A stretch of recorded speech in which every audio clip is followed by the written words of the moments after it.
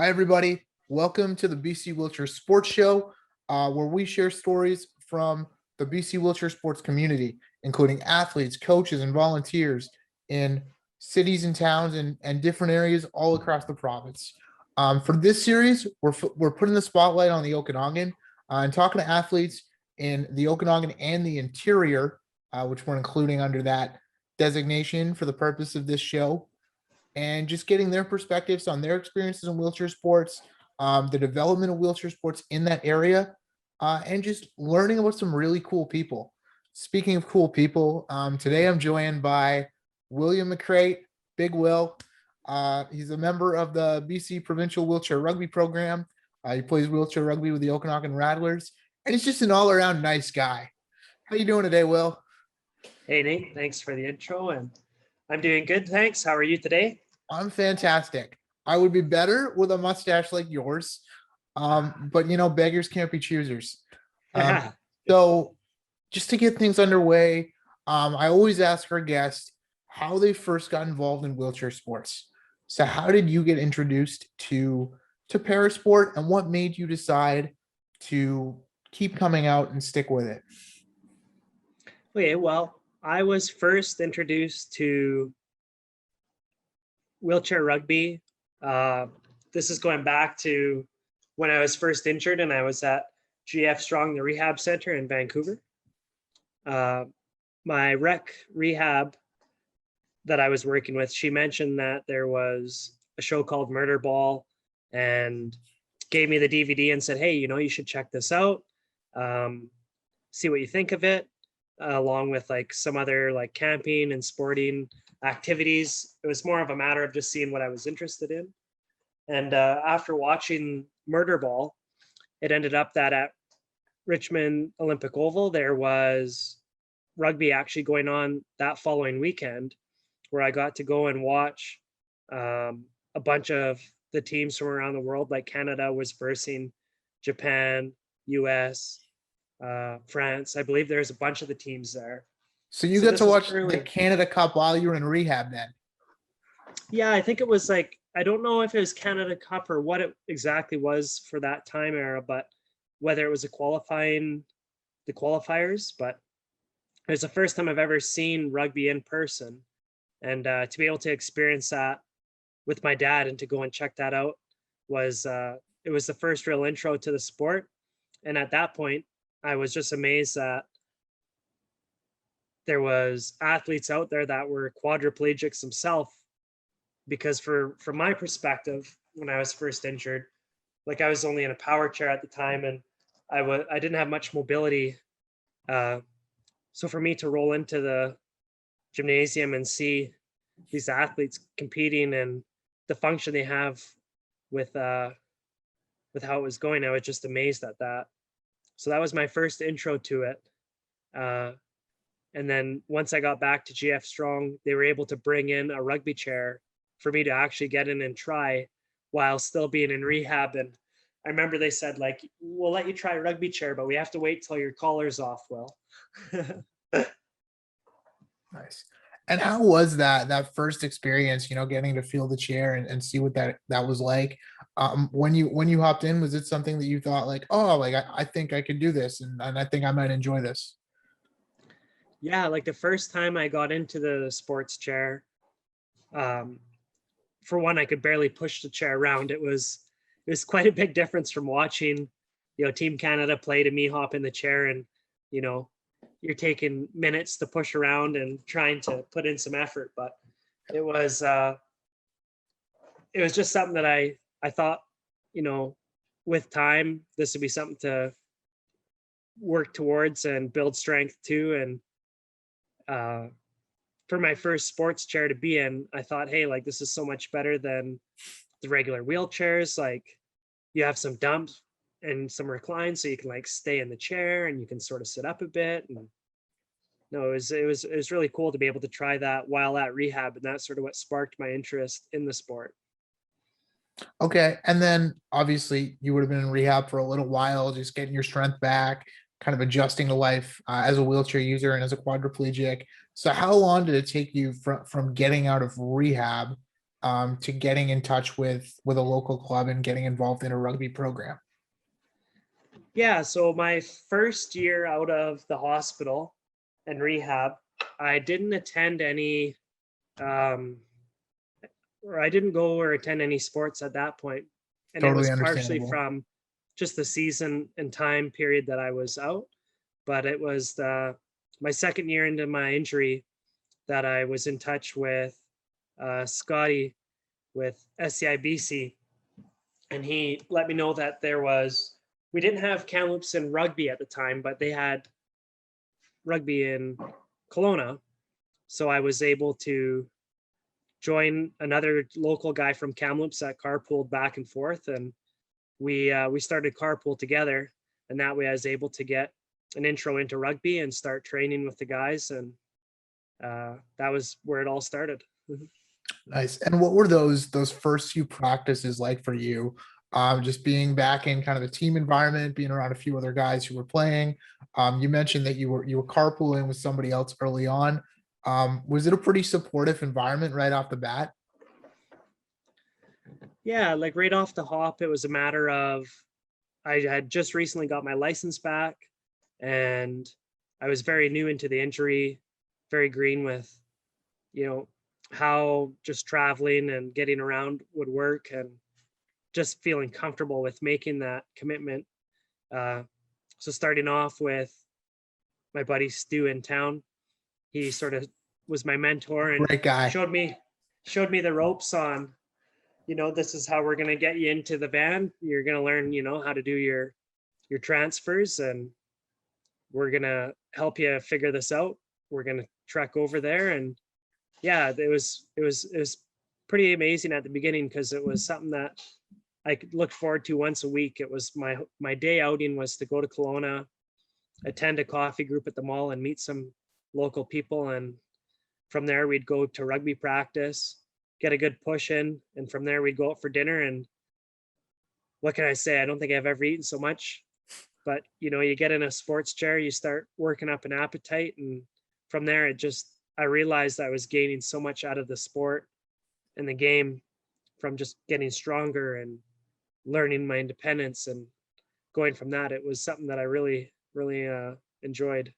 Yeah. Now you said that you gained things from being involved in the sport. So what are the things that you think you've gained from rugby so far? Now that you've been playing for a couple of years, and you're starting to get more involved within the sport and within the community.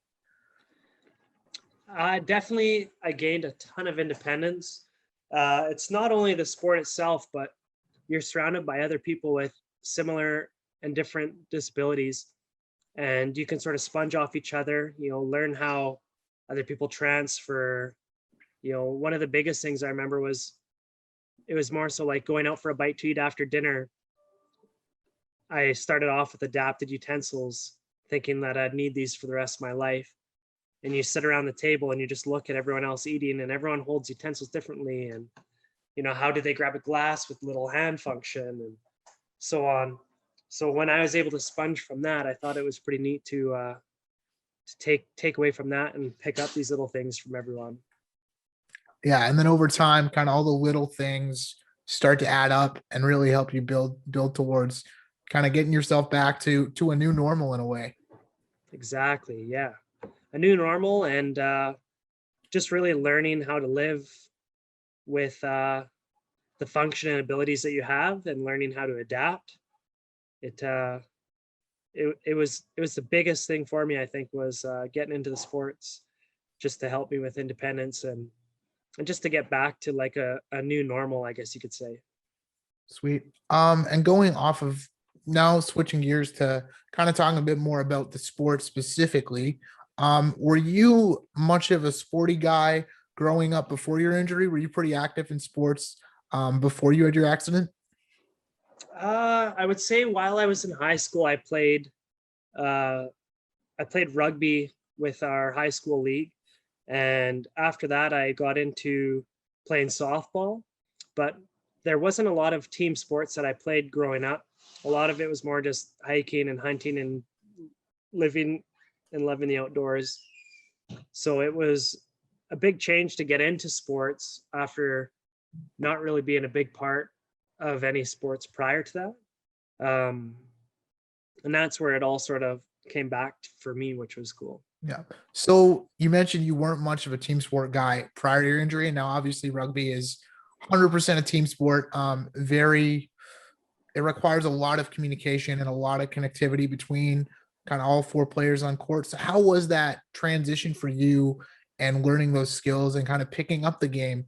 Because wheelchair rugby, for those of you who don't know, has very little in common with able-bodied rugby as far as how the game is played, the rules and things like that. Its main similarity with able-bodied rugby is the fact that you can hit other people as hard and as fast as you want, and that there's a real strong sense of camaraderie among players and among different teams. But yeah, how was it picking up those skills and learning a new sport basically from scratch? Yeah, I think for the fact of that I didn't play a lot of team sports prior to that, it probably took me a bit longer to just pick up on a lot of the basic team sport things that are sort of common in a lot of sports. But to learn a new sport that is, like you say, it can be quite complicated to first get your head wrapped around, and there's a lot going on. But with time, and obviously with people explaining how the sport sort of works and watching some videos online, it all slowly started to come together. And then of course you think you got it all figured out, and they throw you out on the court and you're out there lost all over again. Yeah. So talk to me a little bit about how you mentioned there, just throwing you out on the court. Those first few experiences, the first couple tournaments you attended, I remember seeing you at the Legacy Games actually in Kamloops a few years back. I think that was your first rugby tournament. What was that experience like? Oh, it was a whole new level. Like prior to that, I was used to just playing with our small rec league, and a lot of it is just scrimmages and practicing in that. But to go from there to like the next level of playing the sport, it was sort of a lot to take on. The speed of the game obviously increased quite a bit, and a little bit overwhelming at times, but it was great to have, you know, a good group of people on the bench and the coaches to sort of explain as things were going. And it's funny, I look back now and they'd throw out terminology and things that, and they're like, okay, you got this, Will, you know what's going on, and you know, just keep nodding. You know, I think a bit of it was, you know, fake it till you make it. I'd go out there and try my hardest, and they'd be like, okay, we don't think he's getting it, but he'll get there. Yeah. And Yeah. it seems like you are really starting to get there. I mean, you got to go to Quebec for your first kind of big out of province trip with your club team a few years back, and you played a pretty big role for the club now. Can you talk to me a bit about what traveling for wheelchair rugby has been like for you, and what that's given you for the rest of your life? Yeah, and that's a huge thing. Like prior to going on that trip to Quebec, the furthest I ever traveled after being injured was one short trip from Kamloops to Calgary, just to get an understanding of how flying works in a wheelchair and what to sort of expect. So to go from that short trip to my next flying experience to fly all the way to Quebec, which is the furthest I've ever flown, it was a big eye opener, and it was a matter of, as intimidating as a lot of things seem, especially when everything's new and it's changed for you, with some basic research, and you know, a lot of it was just asking others that have done it before, you know, what to expect, what to do. Getting on with sort of on a roll like that, it was a matter of really working out to learn how it would go. And after that first trip to Quebec, I was thinking, geez, I don't think there's much that I wouldn't be able to handle. And again, it just really brings out that independence and just being confident in yourself and what you have to do. That must have been a pretty great feeling when you were like, hey, I just traveled halfway across the country. Like I've figured this out. Was it like a huge sense of kind of relief when you got to that point? It was, and it was a moment that I felt quite proud, you know. By the time I got to Quebec, it was like we had to transfer to 3 different planes to get there. And prior to that, I thought it was a big deal just to get on a plane and off of a plane in Calgary. So to have all that going on, you got to remember all of your luggage, your belongings, to make all your transfers to and from. Yeah, it was just huge how it all sort of panned out together, and I'm grateful for it. Yeah, and it seems like now you're a bit of a pro when it comes to traveling. You've been with the provincial team. You've gone on several trips with them. Went to nationals in Ottawa a couple years ago now, which is pretty wild to think about that. That was 2 years ago. Yeah. Um, yeah, and also you got to go to prospect camp with Wheelchair Rugby Canada. I know that was a pretty big experience for you because you've been putting a lot of work in to improve and get better. So can you just talk to me a little bit about what that experience at prospect camp was like and how that's changed the way that you think about and approach rugby? Yeah, I was quite honored when I was offered the invite to go and attend this prospect camp, and to go join the next gen team and train hard and see how it'd be to train and compete at that next level. Uh, and again, that was another big milestone for me to work on that independence and traveling, and to manage a trip like this. Um, it was it was a lot, especially for like a full week of like hard training and everything like that. But it really opened my eyes to, there's a lot more that's possible than I truly thought. And it's just more of a matter of having someone give you that little bit of a push, and letting you go to see where you can get, right? Yeah. Awesome. And speaking of, that little bit of a push and kind of seeing what's possible and what's out there is you're pretty fortunate. You're a class one. So for those that don't know, wheelchair rugby uses a classification system ranging from 0.5 to 3.5, with 0.5 being athletes with the lowest amount of physical function, all the way up to 3.5s who have the most. Brandon, one of your teammates who we interviewed earlier, he's a 3.5, so he's at the top of the scale and is in more of an offensive primary ball handler role. Will's at the lower end of the scale. He plays in a defensive chair.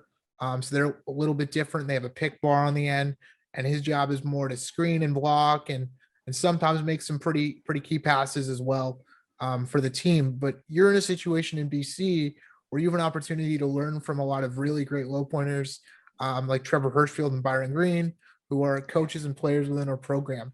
What's that experience been like for you as a young guy, as a newer athlete, to be able to see those guys pretty regularly in provincial team training and learn from them? Yeah, and that's right from the beginning. It was Byron's chair that I got to try was my first rugby chair.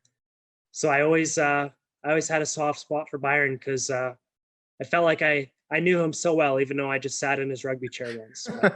But no, to be able to train with Byron and Trev, and to have these guys that have similar function to what I have, and to be able to sponge off of them and learn from those guys with techniques, whether it's pushing techniques or ball handling or passing, to work with someone with a similar function and level, it's really handy, especially to have some of the best low pointers in the world to be training with me on a regular basis for our camps has been really great.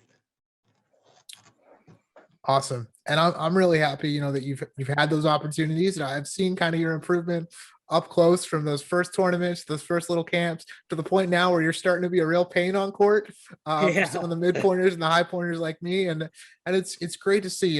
It's always awesome when you can see the steps that the athlete's taking and when things start to click. And I think with you, things are starting to come together. And obviously, there's still a long way to go. But I'm really excited to see kind of where the sport takes you and where you can go with it. Now to shift away from the sport a little bit, because as much as this is the BC Wheelchair Sports Show, it's also about the people. And one of the things you mentioned early on when you were mentioning your rehab experience was you talked about how someone was showing you kind of camping and outdoorsy stuff. And you've always been a big outdoors guy. And since your injury, you've continued with that. Can you talk to me a bit about how some of those outdoor experiences and some of the adaptions that you found helpful? Yeah, so prior to my accident, I was an avid hunter. I loved the outdoors. If I wasn't at work, you'd find me out hiking a new ridge or just enjoying something to do with the outdoors. Um, so a big thing that I was missing when I was first injured is I was thinking I'm not going to be able to hunt anymore and to get back into these things. So one of the first things I did was I worked with uh, a hand splinting person at the hospital, and they were able to actually help me build a splint to help with my accuracy for shooting. And from there, I just wanted to get back into the bush. And I knew it wouldn't be easy at the beginning, but I started off with just being able to go out and say a pickup, and just to drive in the wilderness was the first step. And from there, I've been invited to go on some hunting trips where we've taken out side by sides and other ATVs and equipment to get us out into the bush. And then obviously I still love camping, and just to be out in the wilderness is where I'm meant to be. So to be able to experience that again has been great. Yeah. And now I don't know anything about hunting at the best of times, but how do you hunt and how do you shoot without finger movement? I think that's something that a lot of people would be curious to hear about, and something that not a lot of people have probably had a chance to ask. So would you mind telling us a bit about how that works? No, not at all. That's something that I'm actually quite passionate for. Is, like I say, I don't have the best hand dexterity, so I didn't have enough in my index finger to still pull the trigger as I traditionally would. But since I would be hunting out in the bush or say out of a vehicle, with special permits now, with me having a spinal cord injury, I wanted to make sure that I could still be safe and accurate while holding a loaded firearm. So I was able to actually build a splint that basically reinforces the outside of my finger to just give me extra strength to be able to pull the trigger. And from there, it was just a matter of some trial and error, set up at a safe shooting range with extra help just to try some technique to see what would work and what wouldn't. And the internet's obviously a great resource. I've reached out to a lot of people that hunt around the world just to see their different techniques and what sort of solutions they've come up with to help themselves. One of the things you mentioned kind of throughout this interview is that a lot of people really helped you figure out tips and tricks to adjust after your spinal cord injury. And now it's been 4 or 5 years, and I know that you've become one of the people in your community that has started to give back to others, and now you're one of the individuals who's passing those tips and tricks along. What's that been like to you to kind of go full circle and get to the point where you're now one of those mentors? Yeah, at the beginning, I always was reaching out to different people around the community for their inputs and advice and their ideas for problem solving or coming up with solutions. And it did so much for myself at the very beginning. Now that I see newcomers joining or moving back into the area, I feel like for all the help that I got, it's sort of like paying it forward. If I can help someone else get through that first little bit and pass through the struggles, I want to be there if I can for them, because I know how much it made a difference for myself, and I know how I really appreciated that. So hopefully I'm able to help anyone else and just keep the circle moving, right? That's great. And I think that's a really good attitude and philosophy to have. And I think it's something that a lot of people within our sport community really hold dear to them as well. Always trying to pass it on. I know for me, I'm always trying to like talk to the younger kids who were in my situation, and even now, like just continuing to pass that knowledge on and let people know that there are so many ways to do all of the things that you want to do. It's just a matter of knowing the right questions to ask and the right people to talk to. And I think that's one of the really cool things about sport. I'm not saying that sport's the only thing that can facilitate that, but it definitely plays a really big role. And it's one of the awesome things about wheelchair sports in general. So moving on, I don't have too many questions left for you. I just wanted to kind of give you an opportunity to bring up any stories or anything that you feel like we might have missed or not mentioned that you'd love for people to know, either about your rugby career, about you, or just about getting involved in sports in the Okanagan. Yeah, I think if I could leave with saying anything, it would be even if you weren't into sports prior to your injury, um, and you don't think it will be something that would be your forte, don't let that be the reason that you don't go out and try it. I've gotten into rugby now. Since then, I've gotten into playing basketball, sledge hockey. There's so many sports out there where there's no point in hopping out of all the opportunities of something that you could try. And a big part of it would be a great way to meet people, learn more about things that are going on, and just really be able to enjoy the camaraderie and learn from others and just take away what you want from it. And at the end of the day, it feels great to get the exercise in. It's good for the body, good for the mind, the soul, and just gives you something to look forward to. Awesome. Thank you so much for sharing your story with us, Will. I really appreciate it. Thanks for taking the time to teach our audience a little bit about hunting as well. It's always great when we can get a few new things in there, and a few new stories and new topics to discuss on the BC Wheelchair Sports Show. As you may know, we're still in the early stages of launching this show. I think this is about our 8th or 9th episode now. For anybody watching at home, if you're enjoying the show, please let us know. Leave a comment, send us an email.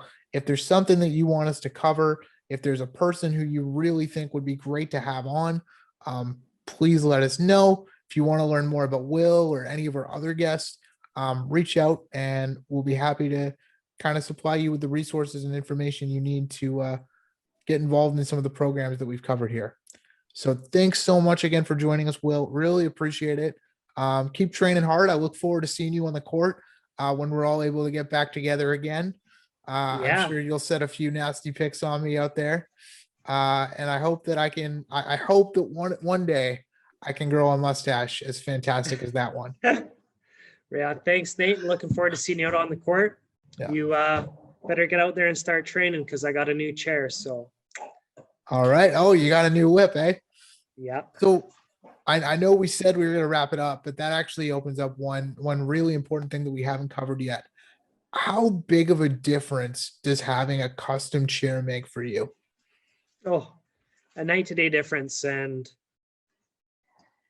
as much as I want to say it's all about me training, and that's what I'm going to tell you guys when you see me at the next camp. But it's a big deal to have a chair that's dialed in exactly for yourself.